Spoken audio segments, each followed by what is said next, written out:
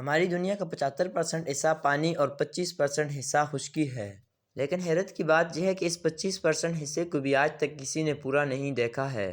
ایک اسٹیمیٹ کے مطابق زمین کا آدھے سے زیادہ حصہ ایسا ہے جسے آج تک ایکسپلور نہیں کیا گیا۔ لیکن آپ کو سن کر حیرانی ہوگی کہ زمین کا سب سے بڑا حصہ ایسا ہے کہ جس کے بارے میں انسان کچھ نہیں جانتا، اور وہ حصہ ہے سمندر کا، جس کے بارے میں انسان صرف اور صرف 5% ہی جان سکا ہے۔ ہمیں تو یہ بھی معلوم نہیں کہ سمندر کتنا گہرا ہے، اس میں مچھلیوں کے علاوہ کون کون سی مخلوق پائی جاتی ہے۔ ناظرین، سمندر اتنا زیادہ گہرا ہے کہ ہماری سوچ اسے امیجن بھی نہیں کر سکتی۔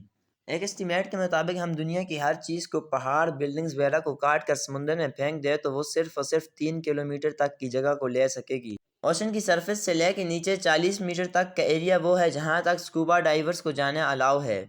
اس سے آگے 93 میٹر کا ڈسٹینس وہ ہے جہاں فیمس برٹن شپ لوسیٹینیا کا ملبہ ملا تھا۔ اس سے آگے ہی 100 میٹر کی گہرائی جو ڈائیورز کے لیے انتہائی ڈینجرس ہوتی ہے۔ یہ ایک ایسا حصہ ہے جہاں پانی کے دباؤ کی وجہ سے انسان کی باڈی کے ڈفرینٹ حصے کام کرنا چھوڑ دیتے ہیں۔ اس سے آگے 500 میٹر کی گہرائی ہے جہاں دنیا کا سب سے بڑا کریچر بلو ویل ہی ڈائیو کر سکتی ہے۔ اور دوستو، بلو ویل کا وزن 1,50,000 kgs ہوتا ہے۔ اور دوستو، امریکن وولف سبمرین جو کہ ایک نیوکلیئر سبمرین ہے، وہ بھی 500 میٹر کی گہرائی سے زیادہ نہیں جا سکتی۔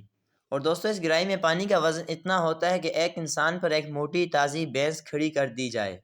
اور مزید 830 میٹر کی گہرائی میں چلے جائیں تو دنیا کی سب سے بڑی بلڈنگ برج خلیفہ کا ٹاپ پایا جائے گا۔ یہ سمندر کا وہ پوائنٹ ہے جہاں تک سورج کی روشنی پہنچ سکتی ہے، لیکن تھوڑا اور نیچے 1000 میٹر کی گہرائی میں چلے جائیں تو سمندر کا کالا حصہ جسے سکیری زون کہا جاتا ہے وہ شروع ہو جاتا ہے۔ اور اسی گہرائی میں جائنٹ سکیڈ بھی پائے جاتے ہیں جو ڈیپ سی کی انتہائی خطرناک مخلوق ہیں۔ اگر 1280 میٹر کی گہرائی پہ چلے جائیں تو لیدر بیک سی ٹرٹل پائے جاتے ہیں۔ یہ ٹرٹل دنیا کے سب سے بڑے ٹرٹل ہوتے ہیں جن کا وزن 700 kg کے قریب ہوتا ہے۔ اگر اور نیچے 2000 میٹر کی گہرائی پر چلے جائیں تو بلیک ڈریگن فش پائی جاتی ہے۔ اگر اور نیچے 2250 میٹر کی گہرائی پہ چلے جائیں تو وہاں سپرم ویل اور کولوسل سکیڈ پائے جاتے ہیں۔ اور 3800 میٹر کی گہرائی پر فیمس شپ ٹائٹینک کا ملبہ آج بھی موجود ہے۔ اگر اور نیچے 4000 میٹر کی گہرائی پر چلے جائیں تو سمندر کا وہ حصہ جسے ایبیسول زون کہا جاتا ہے وہ شروع ہو جاتا ہے، اور یہاں حیرت انگیز طور پر پانی کا پریشر 11,000 PSI ہو جاتا ہے، یعنی یہ اتنا ہی ہے کہ جیسے ایک باری برگم ہاتھی ایک کوئن پر کھڑا ہو جائے۔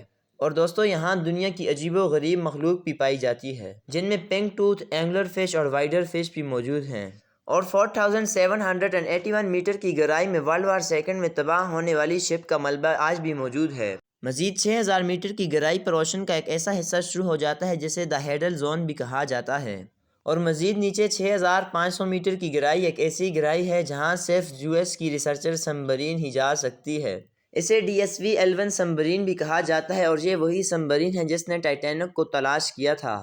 اس سے نیچے 8840 میٹر کی گہرائی ایک ایسی گہرائی ہے جہاں ماؤنٹ ایورسٹ کا ٹاپ بھی آ سکتا ہے۔ اس سے نیچے 10898 میٹر کی وہ گہرائی آ جاتی ہے جہاں جیمز کیمرون 2012 میں گیا تھا۔ اس سے آگے 11000 میٹر کی وہ گہرائی ہے جسے آج تک ایک انسان نے عبور کیا ہے جس کا نام وکٹر ویسکوو ہے۔ وکٹر نے یہ کارنامہ اکیلے ہی انجام دیا تھا۔ اور سمندر کی اس گہرائی کو چیلنجر ڈیپ بھی کہا جاتا ہے جو گووم آئی لینڈ سے 300 کلومیٹر دور ہے۔ یہ سمندر کا وہ پوائنٹ ہے جہاں تک انسان آج تک جا چکا ہے، لیکن ان کا ماننا ہے کہ اس سے آگے بھی جگہ ہے۔